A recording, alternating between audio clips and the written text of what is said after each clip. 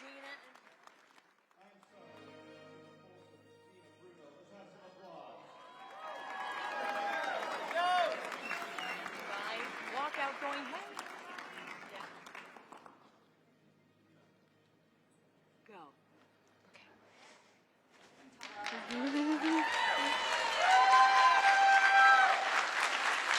Hi, everybody, and welcome to the Evolution of Tamriel panel here at QuakeCon 2019. Thank you to everybody who's joining us live here and everybody at home who's watching on the Bethesda Twitch channel.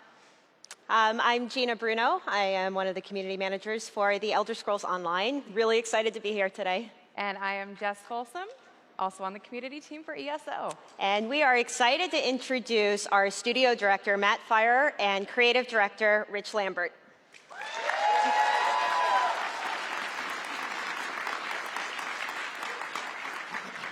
Hi. Oh, come on, guys. More for them. There we go. Thank you. Welcome to Dallas. We love it here. It's always, this is the best community show of the year, so Yeah. I love coming here every year. So, Matt, you are the studio director for ZeniMax Online Studios. What does that mean for anybody who may not know? Yeah, Matt, what does that mean? Yeah, boy, how long do we have?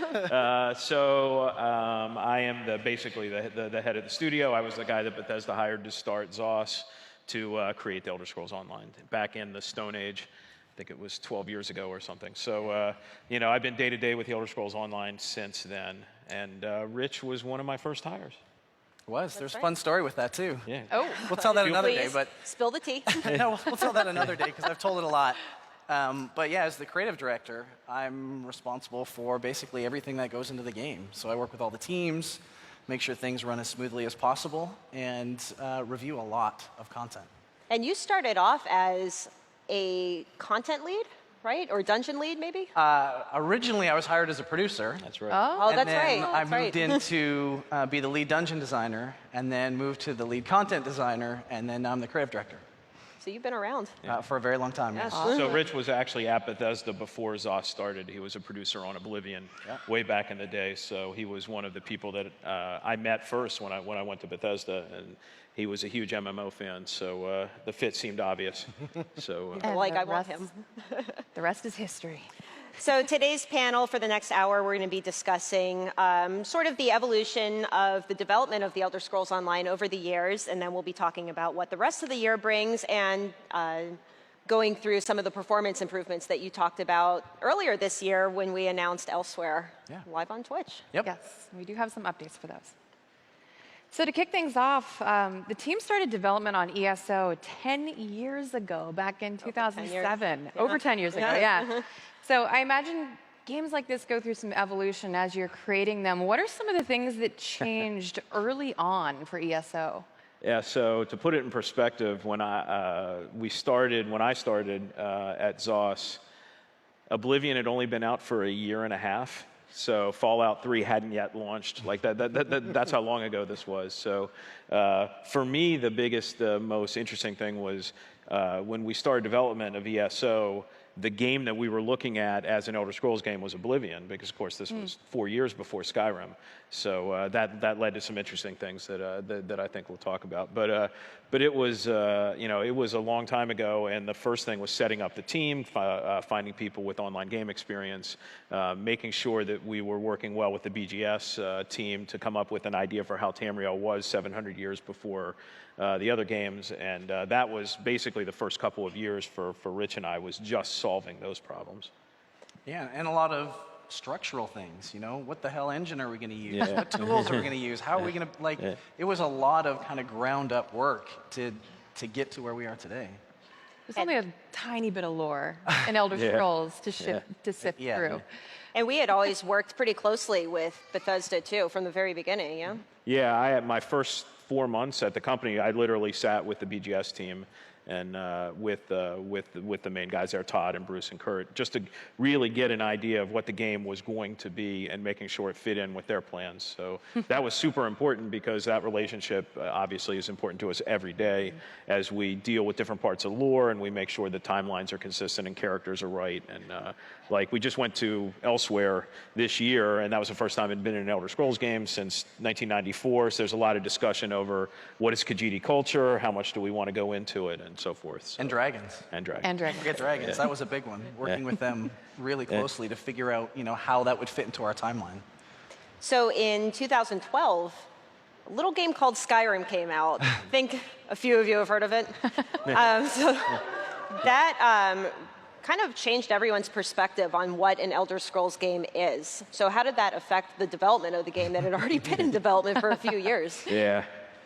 Yeah, so it was a big moment for us because it really changed the entire world's perception of what an Elder Scrolls game is. Again, it was Oblivion before that, and Skyrim just was such a massive hit that we had to look at what we were doing and making sure that it matched what Skyrim did. So we made a lot of changes in a very short amount of time to make sure that we had first person, we had a ton of other things. The Compass, I remember, was Yeah. called. There's the Yep. compass, and that was really where we decided to do the full VO. Yeah. Oh, yeah. We Right? decided to do full Like, VO that was a because big of that, one. and yeah, it was a big moment of kind of resetting a new direction for ESO, which before that was much more of an Oblivion-esque traditional MMO, and it came out on the other side as a small toolbar compass instead of a mini map, full VO'd Elder Scrolls game. Really, and we did that in about 18 months, which was crazy. I remember we brought in, I forget if it was press or some early players, and we didn't even have first person in yet. Yeah. And they were like, well, this is cool, but it's kind of missing a little bit of Yeah. test feel. And that didn't even come in until close to beta, I think. Yeah, that was our first press event in 2012 or something, and that was a big moment of them saying, hey, this is cool, it looks great, but we really want first person. I remember that one having kind of a fun story behind it too. That might be another story for another time. Yeah. So that's really cool, getting everything, all the inspiration from Skyrim. So when you set out to define your vision of the game and the defining systems, did you also know that you wanted to create a game where you could expand on the world map? And if so, like how did you go about deciding what you were going to add and when? And that must have been a big undertaking. Yeah, I mean, I think our original goal was get to launch, right? Get to there, see what the reaction was. We knew we had a plan post-launch of what we wanted to work on, but we also knew that there would be feedback when we launched, and we wanted to make sure we had time to address that. So when ESO finally did launch in 2014, 14. right? 2014. What sort of challenges did the team face, and how did that sort of define ESO's evolution? Well, I mean, obviously, a lot of you were there with us, so That's the people that were in beta, yeah. we got a lot of feedback, and Yes. which was actually super important. Every game like this goes through this phase. We launched with some bugs that we should not have launched with. The one that stopped some players from progressing in quests was the biggest one, and there were way too many bots. But those are bug fixes, and we got those out of the way pretty quickly. But it was more it felt too much on rails. It didn't feel quite like an Elder Scrolls game. It didn't feel like Skyrim. So we knew we had to go in and really go through the feedback and pick on the key elements and address those before we launched on console, which was a year later. Yeah, and I think we also learned a lot as a team in terms of types of stories to tell and how to tell them. We focused a lot for launch of having choices matter and really have this massive impact. And what we found, and the feedback we got from a lot of you all, was those were cool, but they separated us from our friends, and so we couldn't actually play together. And that was one of the core kind of fundamentals behind an MMO. Yeah, a 2-minute developer deep dive here, but one of our huge goals was the player can change the world, right? But what that meant technically is once you dealt with a situation like Bleak Rock Island, which is the Ebonheart Pack starting area, right? the Covenant comes in and there's a battle in town, and then you defeat them, and then the Covenant's gone. The problem was if you had already done that and you were doing it with a friend, you didn't see the battle and you didn't see your friend because you were separated out into a separate area because we wanted to give you the idea that you were changing the world. And what that really meant was we were separating you from your friends. And it's interesting how design goals for games like this can lead to situations which you just have unforeseen consequences. So we, and by we I mean Rich, spent probably 14 straight weeks doing nothing but removing that idea from most of the POIs in the game, so that you could then, even if you had done something before, you could then take a friend through it, and you would still remain visible to each other. But still, I'm sure there are places in the game where that still happens because of that design decision we made in like 2011. Yeah, and we just found different ways to tell those stories. Now it's not the world is completely changed. It's this character has a different name or a different appearance or a different look, and so you're still in the same space as your friends. You can still play together. You'll hear guards talking about things that you did, and only you hear that. And if your friend or your group mate hadn't done that, they wouldn't hear the guards saying that. So we figured out ways to do it that were pretty interesting. But that was a big thing we had to do between PC and console launch. Also interesting is we had. Even then, we had kind of 3 feedback mechanisms. We had the community, which was super vocal and very good with telling us exactly what they thought. I think that's the word. Yeah. Passionate. They're very good at telling us what game they want. Yeah, and it was that was good. But we also had our, the whole team was playing the game and figured out pretty quickly what needed to be done. But it's also interesting, even though there weren't like massive amounts of people playing in the game, we had a core group of people that played the game every day through launch, through console launch, and we looked at what they did and tried to figure out kind of the magic that they were seeing, and we made a lot of decisions based on the behavior of that group of people, which was very important for us. So after launch, was there a specific update that you feel was instrumental to putting ESO on the path that it is today? Oh yeah, that one's easy. That'd be update 6, right? Yeah, so... That was back before we had names for updates, too. It was just a number. So our goal, of course, was to approach all of this feedback from launch and get it all done before we launched on console, so console would launch, and the console players would kind of get the benefit of having the year of changes. Update 6 happened to be the update right before console launch, and that was where basically everything happened. We dropped the required subscription, we put in new facial and voice animations, we took care of the bots, we changed combat to make it much more kind of visceral. We did a lot of system stuff. was in there? Yeah, champion system went in there. That was a big one. We killed VR ranks and put the champion system in there. I think VR was still in at that point. Was it? Veteran I'm ranks? pretty sure it was. I think that was later in a different Maybe it update. was. Yeah. It was kind of a weird Yeah, combination. but it was a lot of stuff, Yeah. and that hard work that we did over that year led to ESO being a super massive hit on console, which is kind of when the whole turnaround started. But Update 6 is really what led to that. So we have the original trailer that we showed when Update 6 launched, and we just wanted to share that with you to kind of take a look. Walk down memory lane. Oh, nostalgia. Imagine it's early 2015, and this is what the video we released.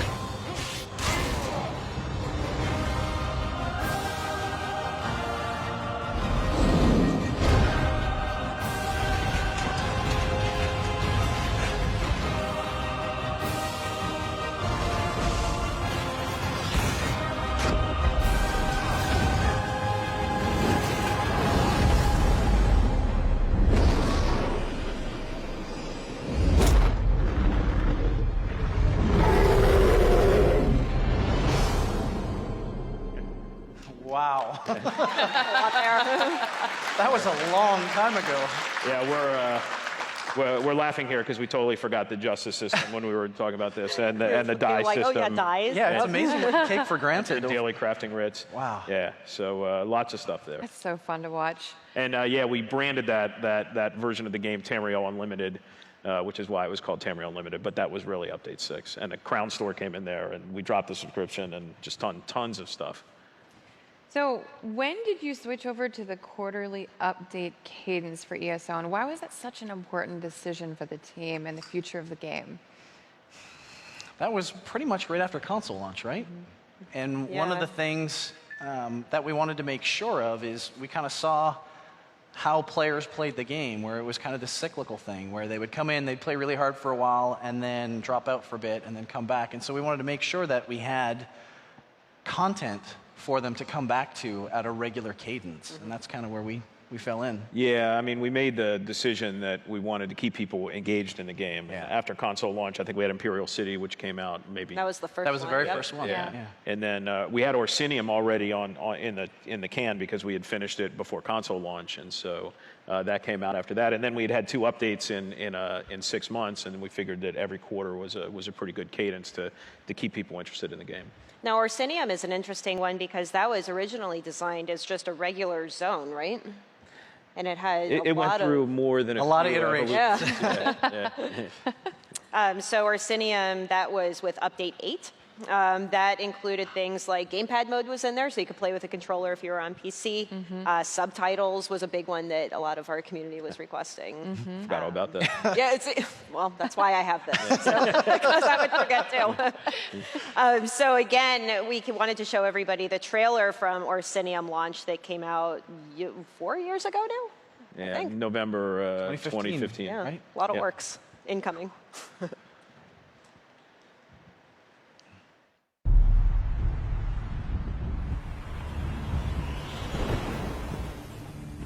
Is this one of the outsiders who responded to my invitation?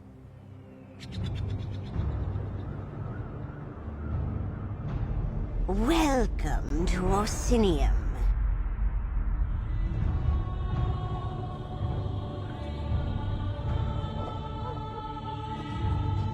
My son needs someone at his side who has nothing to prove. I am Kurog, king of the Orsimer. We will rebuild Orsinium, make it stronger. Whoever dares oppose the uniting of the Orc clans will feel my wrath. Welcome to my war.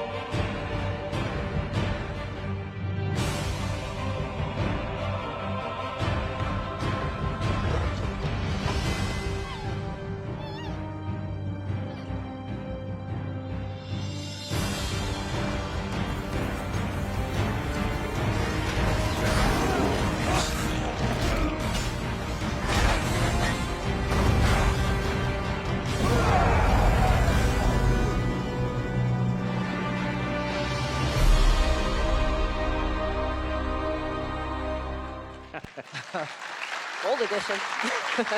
I love the Orsinium Yeah, storyline. I think the most long-lasting thing that happened with Orsinium was one of the first titles that came up, which was playable at any level, because we had a very long argument in the office as to what level is Orsinium, because the ESO was a level-based game back then, and it was, is it for endgame players? Is it for, do we make it level 10? Do we make it level 30? And we decided that we would use our PvP level scaling system and apply it to Orsinium so that anyone could play it no matter what level they were. And it, of course, had drastic ramifications because that was what ended up leading to One Tamriel. Because the feedback to us was, oh my God, this DLC is awesome. Like the story's great, which it is. But the best thing was I can play with my friends no matter what level they are. And our guild can have guild events there no matter what level they are. And we're like, oh my God. That's... You kind of forget that even used to be a thing, that zones were levels. An entirely new concept to us, and really to the industry was kind of that freedom to play with anybody. Yeah, so Orsinium turned into the place where guilds could have events because they could recruit members. It was great, and it was all because we didn't know what level to make it, basically. And it was a really great test bed for us. Yeah. Well, thanks for not being able to make a decision. Oh, we made a decision. We made the decision to not make a decision and just make it for everyone. level-less. So yeah, the Orsinium storyline was great. It was considered by many to be one of the biggest, best story DLCs we've ever released, especially at the time. It was our first one. So how did you guys decide to move forward? And what did you decide to do next as far as DLCs and base game? And how did you make those decisions with all of Tamriel to choose from? I mean, I guess it's a lot of Matt and I yelling at each other. We had a long list of things that we wanted to do. Lots of places to go, but really it just kind of comes down to looking at the map and kind of where the map was and how full it was. We track that very closely and we watch and we look, and it's really cool watching it over the years where, this is what it was at launch, and then we added in these DLCs and then added in the chapters, and you can see the map slowly filling in over the years. Yeah, but definitely right after Orsinium, it was on our list, and we got the feedback from everyone that it's not an Elder Scrolls game without Thieves Guild and Dark Brotherhood. So those were the next two DLCs we did, and we knew we were going to do those, I think, even before console launch, just because the game just didn't feel complete without them. So that's where that led. And then after those two, we released the first dungeon pack that we ever did. That was Shadows of the Hist. I had to look because I tell you what, trying to remember all the dungeon packs is we've done a lot of those. Especially the order of them. It's not easy. But then after all of those updates, there was still that kind of nagging problem of how do I play with my friends when there's still kind of that level of separation. Yeah, I totally scooped that with the Orsinium. But we all know kind of what happens. So Orsinium launched in November, late October, early November of 2015. When we came into the office at the first workday of 2016, we always the directors always have a meeting of like, what are we going to do this year? And we made the decision that day that we were going to level scale the whole world. And so after a few holiday weekend visits, I went over to his place a few times over the holidays, and we went back and forth. And what does level scaling mean? How do we do it? What does levelless mean? And that's So while we were working on Thieves Guild and Dark Brotherhood and Shadows of the Hist, we were also working on One Tamriel at the same time. That's a pretty big undertaking, I imagine. It was massive. It was a huge amount of work, and not just looking at quests and kind of how they interacted with things, but looking at the world and how the monsters scaled properly and how the players scaled properly and how loot worked. And it was a huge, huge undertaking. And I don't, looking back on it now, I don't know how we did it because it was so much work. I think it was 9 months that we spent working on One Tamriel. Yeah, I think the directive I gave the team was in Grand Theft Auto, you don't think about what level the game is, you just jump in and play it. This game should be like that. Just jump in and play it, don't worry about anything. Let the game figure out how difficult it should be. And that led to every zone needing to be redone a little bit because each zone was essentially now a little piece of the final game. The whole game is the end game, right? Every zone has a story, some world bosses, some delves, some dungeons. So solo play, multiplayer, big group multiplayer. And we did that on purpose, but that meant Rich and his team had to go to every zone and make sure that the whole game was encapsulated in each zone. So we have the original trailer that we released with One Tamriel. And remember, this was a free update, too, for everybody, because we wanted everyone to kind of experience this. So we wanted to show you guys The original trailer from back then. It's pretty wordy because getting this concept across to people in a video is very hard, but here we go.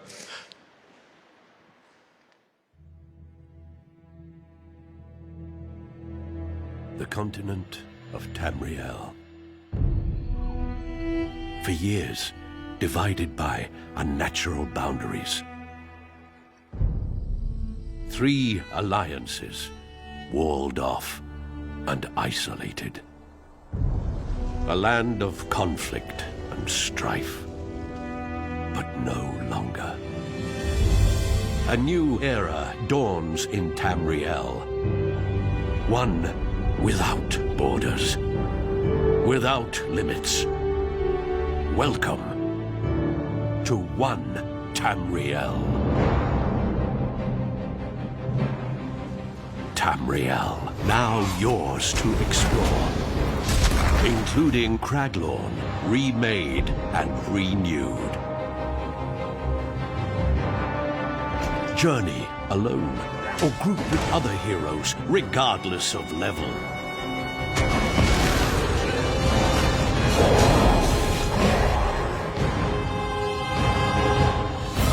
Prove your mettle by challenging friends to a duel. Travel wherever you want, whenever you want.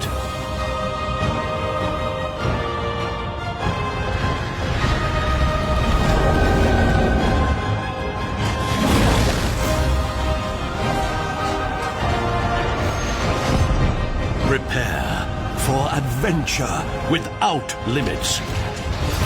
This is The Elder Scrolls Online. This is One Tamriel. Wow. One Tamriel. Wow.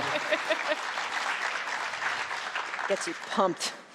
So we know that the ESO community is really great about communicating certain features that they want, improvements they want to see in the game. And we're pretty good about listening, I think. We really do try to kind of implement a lot of the things that the players say that they want. So One Tamriel also had dueling in it, which was something that we hadn't had from the beginning. How was that kind of building in a dueling system where it's essentially PvE and PvP in PvE areas?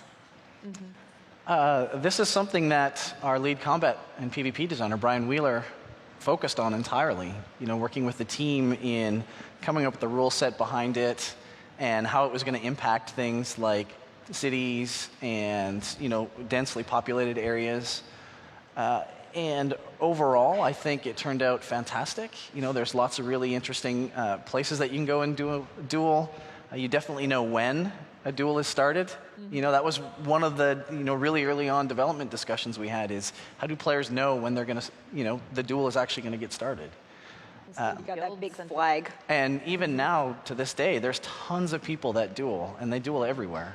Oh, I see it when I'm kind of passing by a major city. I'll see it on the outskirts, like a little crowd of people right outside watching. the Undaunted Enclave. Yes, Yeah. yes, exactly.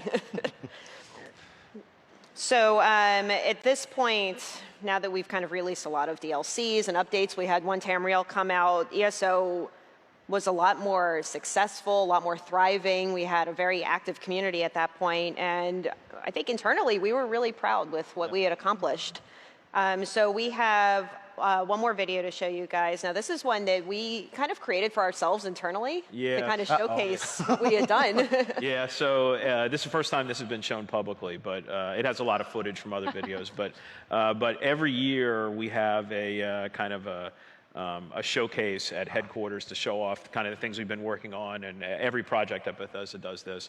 And this video is the video that we put together as a team to show the company, who is hard at work on lots of other things, kind of what we've been up to over the last year. And it's really summarizes it since launch. So you'll see Thieves Guild, Dark Brotherhood, Orsinium, and it has definitely not an Elder Scrolls soundtrack because we wanted to make it a little more hype than we usually do for our videos. But this is an internal video that we showed the team to kind of celebrate leading up to One Tamriel.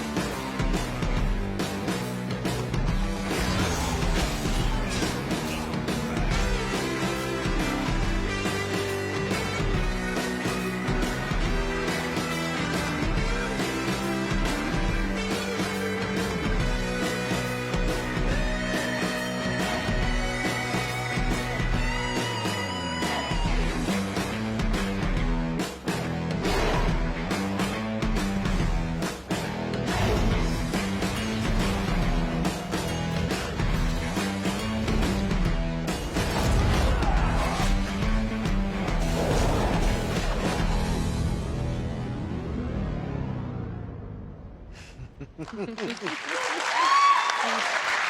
that video. So good. It's funny. I was kind of like tapping my foot a little bit. I'm like, I wonder how many other people are, and I look over and you are too. Yeah. Totally doing it. So many good comments too. And our next update after that introduced player housing to everyone again for free. There you go. And boy, have people created some crazy cool stuff with player housing. Did we pay her to be here?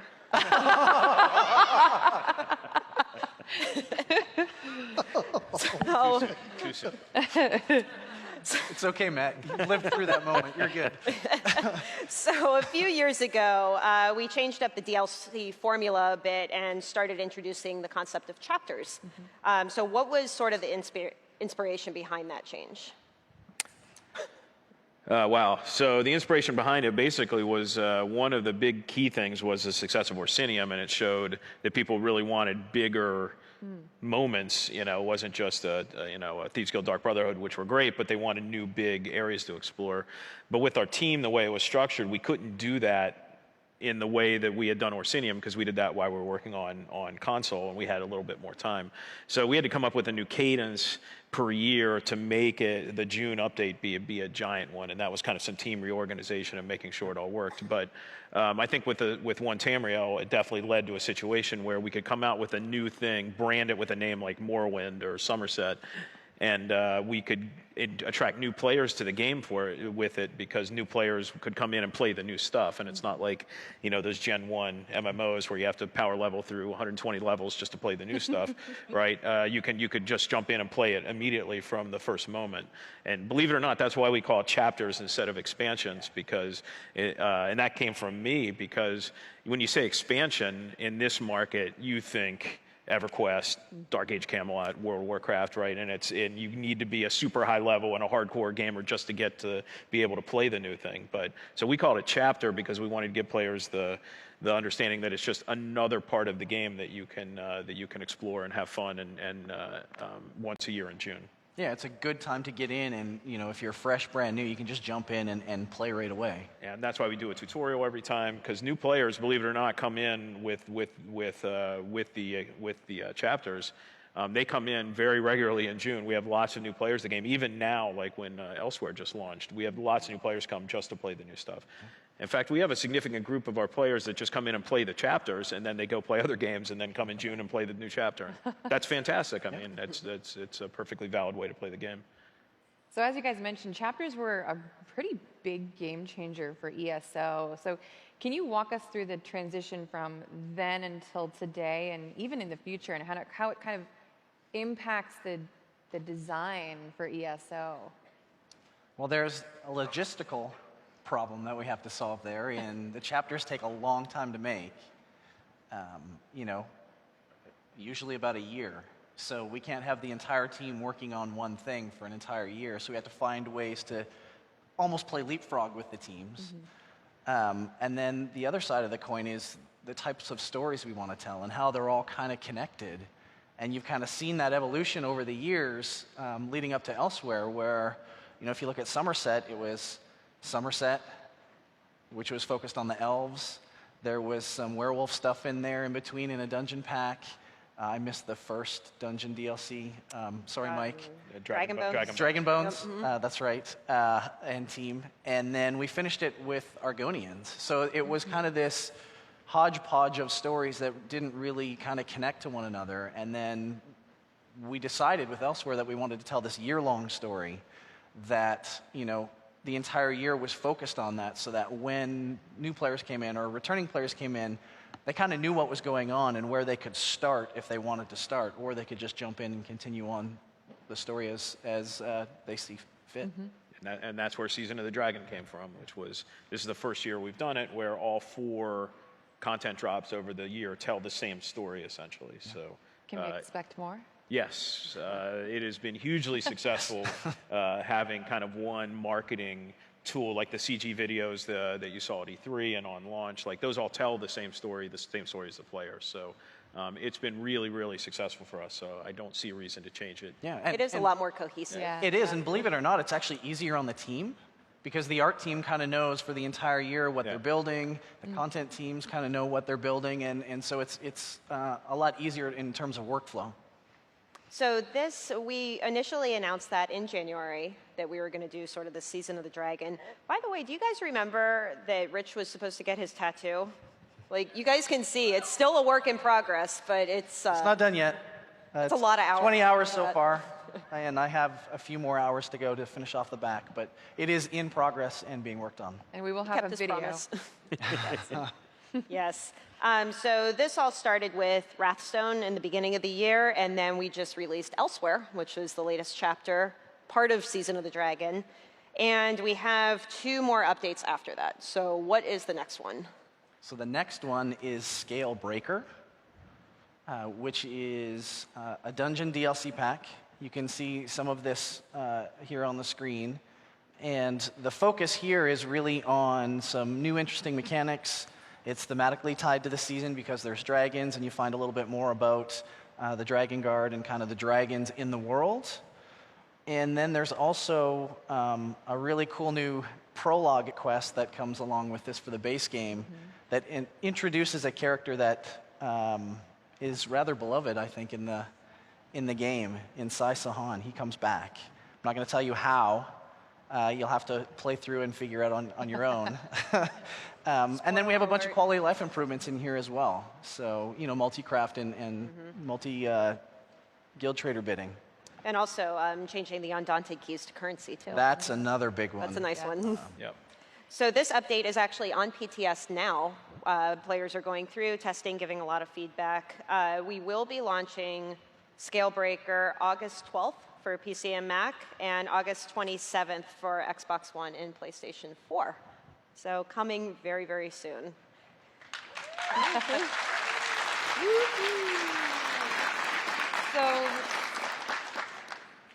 So we're tying up the Season of the Dragon in Q4, Dragon Hold. But there's more that the team is working on. So what are some of the upcoming quality of life features that players can look forward to? Wow. In Dragonhold? Oh, I'm sorry, I'm getting ahead of myself. Should we do Dragonhold first? Let's do and then Dragonhold performance? Let's talk a little bit about Dragonhold, because we did say that we were going to be giving you a little bit more information about this. Yes. So Dragonhold is our Q4 story DLC. It's similar in size and scope to Murkmire or Clockwork City. The focus of the storyline, or the majority of the storyline here, is on the Dragon Guard and kind of putting the band back together, so to speak. You're going to learn a lot more about the Dragon Guard, kind of who they are, what they're all about, why they're important to the world of Tamriel. And then, as Jess, mentioned earlier, this is the culmination of the Season of the Dragon, and so you're going to tie off all the loose ends. So this is footage from Dragonhold. It's the first time that we showed off any of this footage before, so it looks really nice, I think. Yeah. What city was that, Rich? What are we looking Seneschal? at? The city is Seneschal, so this is in southern Elsewhere. Yes, southern Elsewhere. You're going to get to explore a lot more of that and kind of see a different type of Khajiit architecture. Excellent. Cool. We don't want to spoil it too much because if you hadn't played through Elsewhere yet, we can't talk about this too much without spoiling vast parts of that story. It's like flipping to the end of the book. Yeah. I was trying to choose my words very carefully. So we'll be talking a lot more about Dragonhold sort of as we get a little bit closer after we release Scalebreaker. I keep wanting to say Scalecaller. Like We did that already. I can't be the only one that keeps I do doing that, that. right? So as Jess was saying, this isn't the only thing that we're working on, and we have improvements to some quality of life features and also to the activity finder. And this is something that we tested in this current PTS cycle with some players. We turned on some new code that we have for matching players up in dungeons. Yep. So how is all of that work going, and what can players sort of expect from it? When are we thinking that's going to be coming out, et cetera, et cetera? So LFG in particular is something that we basically rewrote from the ground up. So there were lots of issues with it, especially under load. The team went back, reworked that entire system, Like you said, we did the test on PTS. It uncovered a few things. We're still working on that stuff. And it will go ideally up in Update 24, which is Dragonhold. And then that kind of leads into the other big thing that we're working on a lot, and we don't talk about, but is performance. And this is something that the community has talked to a lot. You said, hey, you guys don't do anything, you're ignoring us. No, we're not. We're working on things. A lot of the things we're working on, though, are very, very long polls. And so you can see some of the things that we're working on. Memory management is a big thing. And one of the things we're working on with that is kind of how we allocate memory and how we, free it and request it. And right now, one of the big issues we have is just how it gets fragmented. So like a hard drive, you copy a whole bunch of things all over the place on the hard drive. The old hard drive's got fragmented and you have to defrag it. We're working on a system to clean that up and make it better. So you're going to see a major improvement in terms of stability. Less crashing, less dashboarding if you're on console. You'll see especially on lower spec machines, oh, yeah. like the base PS4 and the base Xbox One. Yep. That'll have a big quality of life improvement just with that change alone. And you should see some performance improvements with that as well.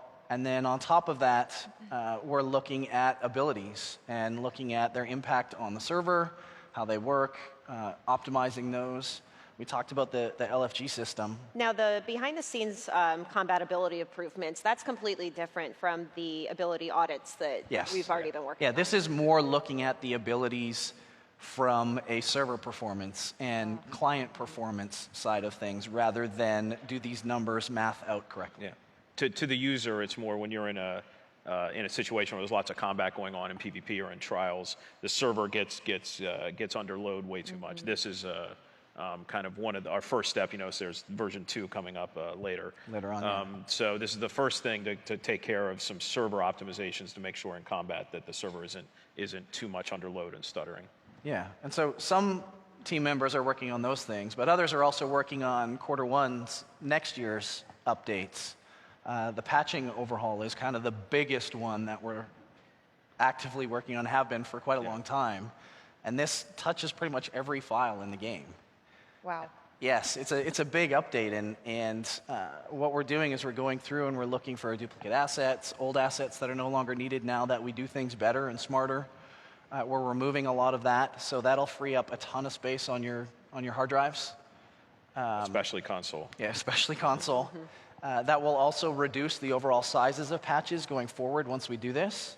It does mean that when we do push this out to live, everybody's going to have to re-download the game while it repatches everything and gets it to the new system.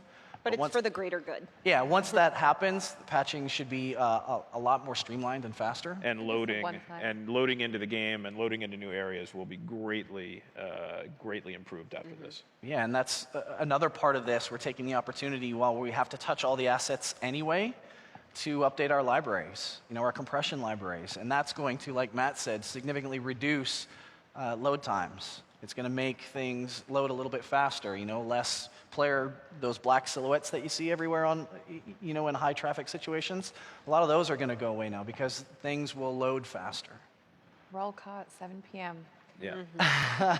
Yes. And we're going to be releasing, I think, this week, a post next week. Well, this week. Oh, yeah. This next I guess week coming technically up. it'll be. Sometime in the next 7 days, we will be releasing a update on the website, which goes into this in a lot more detail and kind of who the fixes are targeted at and the expected user results. So, we're taking this performance thing seriously, but when you dip into the guts of the game that's been running for 5 years, it's been in development for 12. We got to be really careful how we do it in places. So, but this is we've been working on a lot of these for months and months now. But we're more and more confident that they'll start to hit at the dates that we told them. Yeah, and when that article goes live, we'll also update that regularly.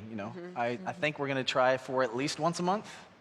And just give you a status update of kind of where we're going and what we're doing. And as we uncover new things, some stuff may change, but that's, what you saw there is what we're working on and what we think is going to dramatically impact performance of the game.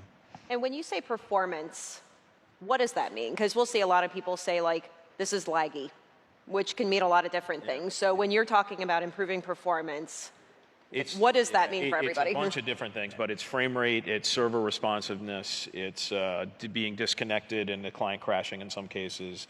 It's load times. Yeah. It's all of those things. It's all of those things. Anything It's that looking has for group not working under load. It's everyone will be glad to know we are burning that system to the ground and rewrote it completely. Yes. So that will be it'll be much better. That's exciting. Can't wait to start getting some of that out. Yeah. So Q4 this year is kind of the It's beginnings the first of that. of many, yes. Yeah. And again, like Matt and Rich said, that graphic that you guys saw, that'll be going up on the website sometime next week with a full article kind of detailing all of those things. Yep, and the timeline graphic will have a social asset push for that as well every month. So you'll Even see a if new the updated update version. is just, we're still working on this, just to kind of let you guys Yeah. in on how everything is going. Yep, That may be a few of them. Yep, we're still working on it. Yeah, Yep. well, I mean, but we're No. committed to doing a monthly update, even if it's that.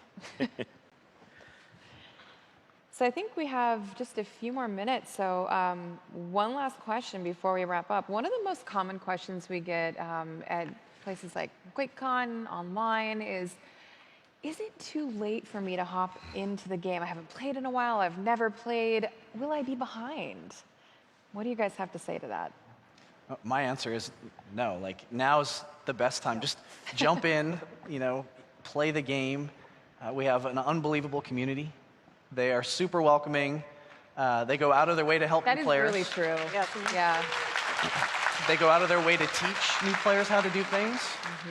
And the other thing I say is ESO is a very different game. It's not a rush to end game. Right. It's the experience of exploring and the stories and leveling your character up. It's not just get to the end game, get the loot, and kind of get out. And because of how a lot of our systems work, you're never behind. You can play with, if you're a max level player and I'm a brand new player coming in, I can play with you and we can make meaningful progression. And that completely changes the dynamic of how you play the game. You really can do anything you want. There's a character called Sleeps on Bridges. Yes. Some of you may know him. He's an Argonian who will just appear sleeping on bridges. Yep. And that's what he does. Yeah. And I Literally think it's does- pretty apparent that Magical. I think it's pretty apparent that we get better and better as storytellers every year. Elsewhere was great. Somerset was great. Merkmeyer was actually really good. So we're, the stories just keep getting better and better. And now we have such a wide breadth of area in the world. We can bring back characters that you love. We read your posts. We know which characters you love. Expect to see, I don't want to spoil anything, but we brought back Sai, and so just expect to see some familiar faces, forever as we keep telling stories. Hopefully forever, yes. Any final words before we wrap up? I always say this, but I always mean it. It's thank you so much for making this game what it is, because seriously, we've just gone over all this stuff, but it would make no difference if you weren't playing it. So thank you, everyone, seriously. Absolutely, thank you. And I mean that very, very seriously.